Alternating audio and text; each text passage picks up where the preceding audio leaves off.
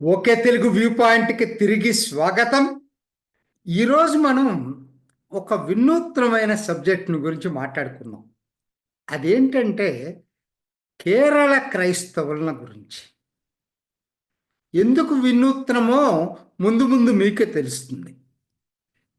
కేరళ రాష్ట్ర జనాభాలో 2011 జనాభా లెక్కల ప్రకారం 18.4% ఉన్నారు. 18.4%. అంటే మీకు ప్రధాన భూభాగం దేశంలో నార్త్ ఈస్ట్ పక్కన పెట్టేస్తే ఎక్కువగా క్రిస్టియన్స్ పర్సంటేజ్ వైజ్ ఉన్నటువంటి రాష్ట్రం ఏదన్నా ఉందంటే అది కేరళ. నిజంగా చెప్పాలంటే వాళ్ళు తగ్గుకుంటా వచ్చారు. 18.4 కాదు, 20 పైన ఉండేవాళ్ళు. వాళ్ళు మెల్లిమెల్లిగా తగ్గుతూ వచ్చింది.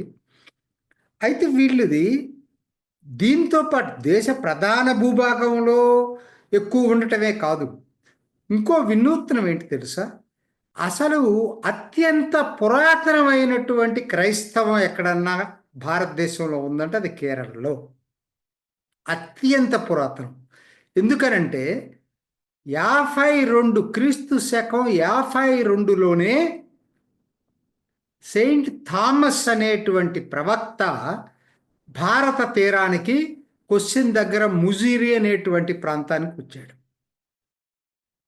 12 మంది ప్రవక్తల్లో క్రైస్తవ మతాన్ని వ్యాప్తి చెందించటానికి వెళ్ళిన ప్రవక్తల్లో ఒకరు భారత్కు వచ్చారు. అంత పురాతనమైనటువంటి చరిత్ర ఉంది కేరళ క్రైస్తవానికి. ఆ తర్వాత మళ్ళీ ఆయన సెయింట్ థామస్, దానికి ఆధారాలు లేవు కానీ నానుడు ఏంటంటే 7 చర్చిలు ఇంకొక అర చర్చి స్టార్ట్ చేశాడు. ఆయన మైలాపూర్ వెళ్ళినప్పుడు అక్కడ చంపేశారనేటువంటిది ఒక నానుడి. సరే, ఈ విలియం డార్లింపుల్ కూడా ఆయన రాసిన దాంట్లో కూడా క్లియర్గా చెప్పలేదు. ఆయన డాక్యుమెంటరీ ఎవిడెన్స్ ఏంటంటే ఆయన చెప్పింది ఏంటంటే ఆల్మోస్ట్ 250 క్రీస్తు శకం 250లో నోస్టిక్ క్రిస్టియన్ టెస్ట్ అనేది ఒకటి ఈస్ట్ టర్కీ ఎడెస్సాలో రాశారు. థామస్ యాక్ట్స్ అని చెప్పి దాంట్లో కొంత ఇది ఎక్కడ రాయలేదు. కాకపోతే సెయింట్ థామస్ భారత్కి వెళ్ళినట్టు అక్కడ చర్చిలు స్థాపించినట్టు రాశారు. సో అదే అంతవరకు మనం. ఆ తర్వాత 345లో ఇంకొక ఆయన వచ్చారు, నానయ, KNA, నానయ అనే ఆయన. థామస్ ఆఫ్ కానా అని ఇంకొక ఆయన సౌత్ మెసపటోమియా, ఇప్పుడు ఇరాక్ ఉన్నటువంటి ప్రాంతాల నుంచి వచ్చాడు. అంటే అప్పుడు ప్రపంచంలో క్రిస్టియానిటీలో ఎలా మార్పులు వస్తున్నాయో అవన్నీ మన కేరళలో వస్తూ వచ్చాయి.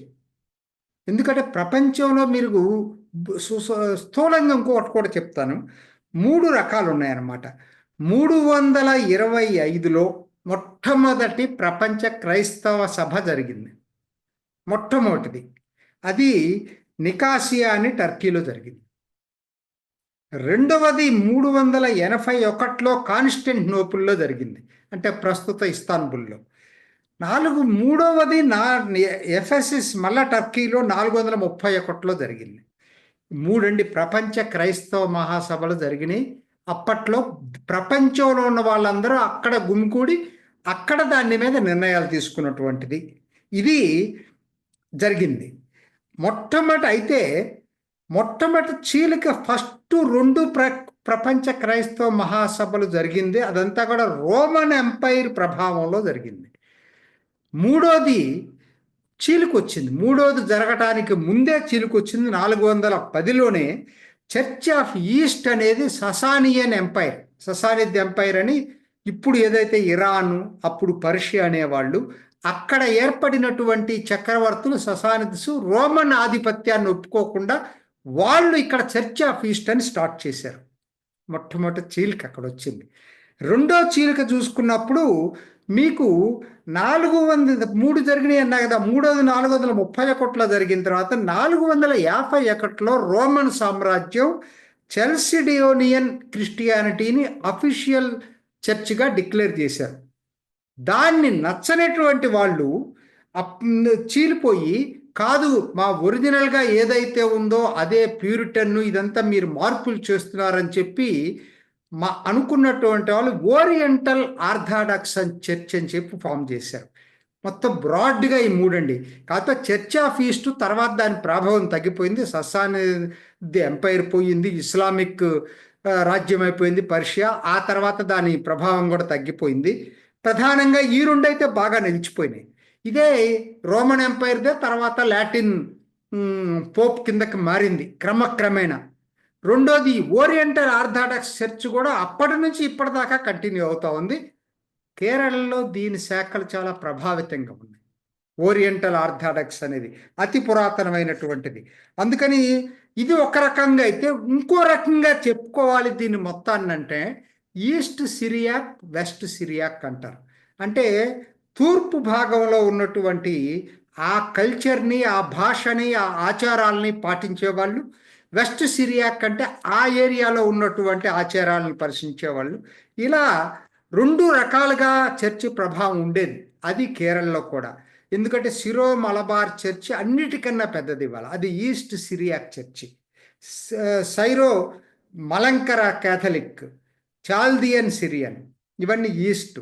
వెస్ట్ సిరియాక్ చర్చ్ వచ్చి Malankara Orthodox, Jacobite Syrian church, Malankara Marthoma. నేను మీకు కొద్ది కన్ఫ్యూజన్ ఉండొచ్చు. అంటే ఇది పాత చరిత్రను గురించి చెప్పినప్పుడు కన్ఫ్యూజన్ ఉంటుంది. ఎందుకు ఇదంతా చెప్పానంటే, ఇదంతా కూడా ఏదైతే మనం ఇవాళ మిగతా ప్రాంతాల్లో క్రిస్టియానిటీని గురించి మాట్లాడుకుంటున్నామో దానికి భిన్నమైన క్రిస్టియానిటీ, అది మర్చిపోవద్దు మీరు. అతి పురాతనమైంది.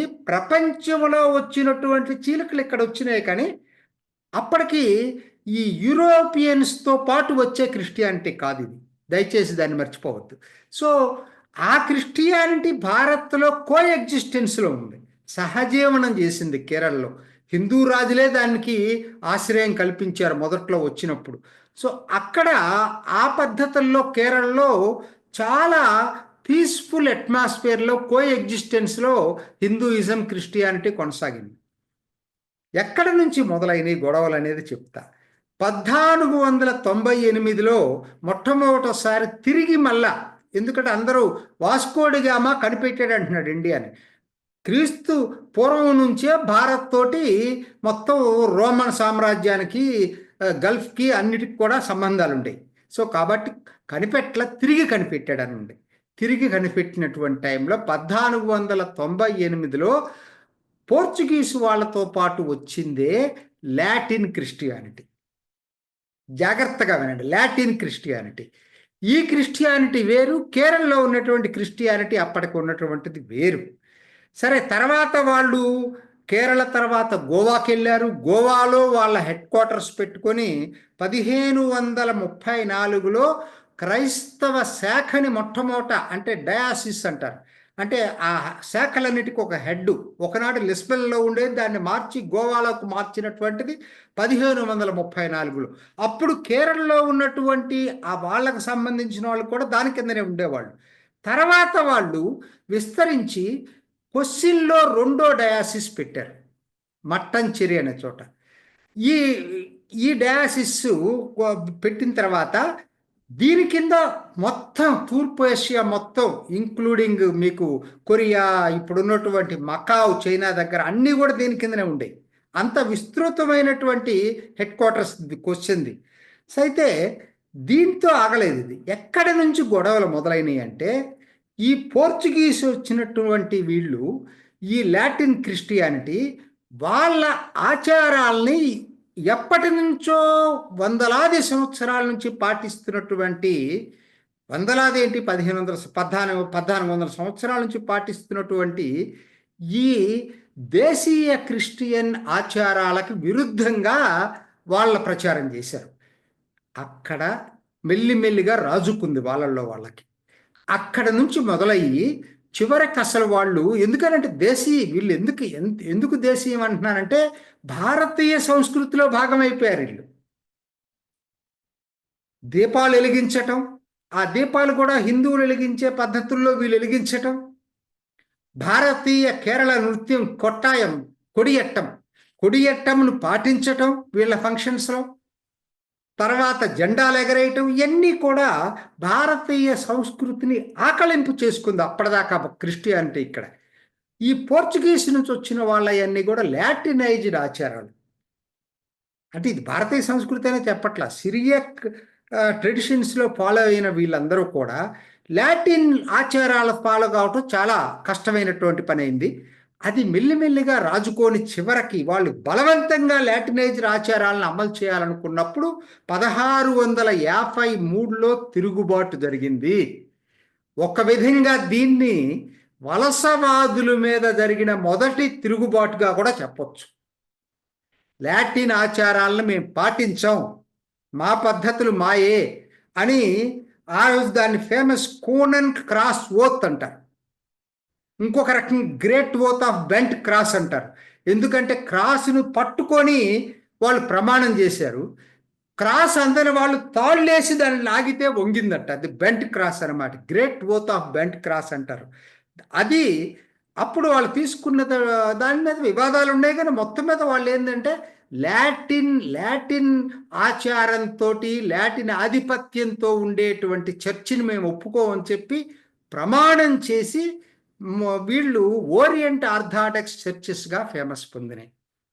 సో ఇప్పటికీ చర్చ్ ఆఫ్ ఈస్ట్ కూడా ఇంకా ఇక్కడ ఉన్నారు, తక్కువ. అయితే ఈ చర్చ్ ఆఫ్ ఈస్ట్ నిజం చెప్పాలంటే సిరో మలబార్ ఒకనాడు చర్చ్ ఆఫ్ ఈస్టే. సో వీళ్ళు ఇదండి దీని చరిత్ర. ఇది ఎందుకు నేను ఇదంతా మీకు చెప్పాల్సి వచ్చిందంటే, ఆ తర్వాత మళ్ళా పోపు రాజీకి వచ్చాడు, మనుషుల్ని పంపించాడు. రాజీ, మీ ఆచారాలు మీరు పాటించండి, కాకపోతే మా ఆధిపత్యాన్ని ఒప్పుకోండి అని చెప్పి. అప్పటికే వాళ్ళకి ఆధిపత్యం పోయింది. కేరళ 1663కు వచ్చేటప్పటికి డచ్ వాళ్ళు కాంక్వర్ చేసేసారు పోర్చుగీస్ నుంచి. సో పోప్ రాజీ చేసినప్పుడు ఈ సిరో మలబార్ వాళ్ళు ఆధిపత్యాన్ని యాక్సెప్ట్ చేశారు, వాటికన్ ఆధిపత్యాన్ని. ఈ ఓరియంటల్ ఆర్థాడాక్స్ ఫాలో అయ్యే వాళ్ళు ఎవరు యాక్సెప్ట్ చేయలేరు. ఇది దాని చరిత్ర చాలా ఉందన్నమాట. ఇదంతా కూడా లాటిన్ చర్చ్లో ఇవాళ ఆ విధంగా లాటిన్ చర్చ్ని వాళ్ళు లాటినైజ్ చేసినప్పుడు ఫాలో అయిన లాటిన్ చర్చ్ కింద 5.5 మిలియన్ 55 లక్షల మంది ఉన్నారు, అతి పెద్దది. అయితే వీళ్ళు చాలా తక్కువ, వీళ్ళు తక్కువ ఏం లేరు, చాలా మంది ఉన్నారు. సిరో మలబార్ చర్చి 5.5 మిలియన్ చెప్పాను కదా, ఈస్ట్ సిరియాక్ వీళ్ళు. అట్లానే 4.65 మిలియన్లు Syro Malankara Catholic, Chaldean Syrian, ఇట్లా చాలా ఉన్నాయి. మలంకర ఆర్థాడాక్స్ చర్చిల్లోకి వచ్చి కూడా చాలా ఉన్నాయి. ఓరియంట్ ఆర్థాడాక్స్లో మలంకర, జాకోబైట్, మలంకర, మార్థోమా ఇవన్నీ ఉన్నాయి. నేను ఇవన్నీ ఎందుకు చెప్పానంటే మీకు, మొత్తం ఇవాళ కేరళలో చూసుకుంటే 17 నుంచి 20 దాకా డినామినేషన్స్ ఉన్నాయండి క్రిస్టియానిటీ. ఎక్కువ భాగం బ్రిటిష్ వాళ్ళు వచ్చిన తర్వాత కాదు, అది మర్చిపోకండి. వాళ్ళ తర్వాత వచ్చినవి కూడా ఉన్నాయి. ఇవాళ చర్చ్ ఆఫ్ సౌత్ ఇండియా, అట్లానే salvation army, Lutheran church, Baptist church, ఇవన్నీ కూడా ప్రొటెస్టెంట్ మతానికి సంబంధించినవి. ఇవన్నీ బ్రిటిష్ వాళ్ళతో పాటు వచ్చినాయి. కానీ మెజారిటీ వీళ్ళు కాదు కేరళ ఈ రోజుకి కూడా. వీళ్ళు మొత్తం ఇవాళ మెజారిటీగా చెప్పుకోవాల్సి వస్తే క్యాథలిక్స్ మెజారిటీ. క్యాథలిక్స్ మళ్ళీ 2 రకాలు ఉన్నారు. డైరెక్ట్గా లాటిన్ చర్చ్ ఉన్నటువంటిది, వాళ్ళ లాటినైజ్ చేసినప్పుడు ఆ ప్రభావంతో ఉన్నవాళ్ళు. తర్వాత ఇక్కడ ఆచారాలను కంటిన్యూ చేస్తూనే వాటికన్ అథారిటీని యాక్సెప్ట్ చేసిన వాళ్ళని ఈస్ట్ సిరియాక్ ట్రెడిషన్ కింద ఫాలో అయ్యేవాళ్ళు 2 రకాలుగా ఉన్నారు. సిరో మలబార్ వచ్చేసరికి ఈస్ట్ సిరియాక్ దీన్ని ఫాలో అవుతుంది అనమాట. లాటిన్ చర్చ్ సపరేట్గా ఉంది. మొత్తం మీద క్యాథలిక్స్ వీళ్ళందరూ. ఈ క్యాథలిక్స్ కేరళలో మెజారిటీ. నాకు తెలిసి ప్రధాన భూభాగంలో ఈ స్టేట్లోనే క్యాథలిక్స్ మెజారిటీ ఉన్నారు, ఒక్క అరుణాచల్ తప్పితే ఈశాన్య భారతంలో. ఓరియంటల్ ఆర్థాడాక్స్ కూడా చాలా గణనీయంగా ఉన్నటువంటిది కేరళ రాష్ట్రం. అది మనం మర్చిపోవద్దు. ఎందుకంటే ఇందానే చెప్పాను, Malankara Orthodox, Jacobite Syrian church, Malankara, మార్థోమా, వీళ్ళందరూ దానికి సంబంధించినటువంటి వాళ్ళు. వీటితో పాటు ప్రొటెస్టెంట్స్ ఇప్పుడు చెప్పాను కదా. ఓవరాల్గా చూసుకున్నప్పుడు అసలు సెయింట్ థామస్ని వారసత్వం కింద యాక్సెప్ట్ చేసేవాళ్ళు అది క్యాథలిక్గా, ఇంకోట పక్కన పెట్టండి, ఈస్టా లాటిన్ అది పక్కన పెట్టేస్తే, సెయింట్ థామస్ వారసులుగా చెప్పుకునే క్రిస్టియానిటీ దాదాపు 70% పైన ఉంది కేరళలో. ఇది కాక లాటిన్ చర్చి ఫాలో అయ్యే వాళ్ళు ఇంకో 13% ఉంది. వీటిల్లో మళ్ళా అందరూ క్యాథలిక్స్ కాకపోవచ్చు. క్యాథలిక్స్గా చూసుకుంటే 61% ఉన్నారు కేరళలో. సో ఇది నేను ఎందుకు ఇది చాలా ఇంపార్టెంట్ అండి. లాటిన్ అట్లానే లాటిన్ ఇది కాక మిగతా వాళ్ళందరూ కూడా చాలా ఉన్నాయి, ప్రొటెస్టెంట్లు ఉన్నారు. సరే, జిల్లాల వారీగా చూసుకున్నప్పుడు కూడా వినూత్నంగా ఉంది. త్రిశూర్ జిల్లాలో క్యాథలిక్స్ మెజారిటీ ఉంటే, మొన్న ఉప ఎన్నిక జరిగిన పట్టణం తిట్టలో ప్రొటెస్టెంట్స్, బ్రిటిష్ వాళ్ళతో పాటు వచ్చిన ప్రొటెస్టెంట్స్ చాలా గణనీయంగా ఉన్నారు. ప్రొటెస్టెంట్స్ వాళ్ళ ఆలోచనలు డిఫరెంట్గా ఉన్నాయి, క్యాథలిక్స్ ఆలోచనలు డిఫరెంట్గా ఉన్నాయి. సో మొత్తం మీద నేను చెప్పేది ఏంటంటే, ఈ కేరళ క్రిస్టియానిటీ అనేది మిగతా భారతదేశంలో ఉన్న క్రిస్టియానిటీ లాగా కాదనేది మాత్రం గుర్తుపెట్టుకోండి. ఇది టోటల్లీ డిఫరెంట్గా ఉంటుంది. భారతీయ సంస్కృతిలో భాగాన్ని యాక్సెప్ట్ చేసినట్టు క్రిస్టియన్స్ మెజారిటీ ఉన్నారు. బ్రిటిష్తో పాటు వచ్చినటువంటి క్రిస్టియానిటీ తక్కువ ఉంది కేరళలో. ఇది చాలా గుర్తుపెట్టుకోవాల్సింది. అయితే ఇవాళ వాళ్ళందరూ కూడా ఆల్మోస్ట్ తగ్గిపోతూ ఉంది జనాభా. అదే మీకు ఒకటి లో ఫెర్టిలిటీ రేట్ అయితే, రెండోది మైగ్రేషన్ కూడా ఎక్కువ జరుగుతూ ఉంది. ఇది మొత్తం మీద ఏది ఏమైనా ఎందుకు నేను ఇది చెప్పాల్సి వచ్చిందంటే, మీరు క్రిస్టియానిటీని గురించి ఆంధ్రాలోనో లేకపోతే తమిళనాడులో ఆలోచించే పద్ధతుల్లో కేరళ క్రిస్టియానిటీని గురించి ఆలోచించుకోవటానికి లేదు. వీళ్ళది విభిన్నం, వినూత్నం, అతి పురాతనం. ఇది ఈనాటి ఓకే తెలుగు వ్యూ పాయింట్. మరొక ఎపిసోడ్లో మళ్ళీ కలుసుకుందాం. నమస్తే. చూసారు కదండి, మరి ఈ వీడియో కనుక మీకు నచ్చినట్లయితే ఒక లైక్ కొట్టేసి మీ అభిప్రాయాన్ని కూడా కామెంట్ బాక్స్లో తెలియజేస్తూ ఇలాంటి ఇంట్రెస్టింగ్ అప్డేట్స్ కోసం మా ఛానల్ని సబ్స్క్రైబ్ చేసుకోండి.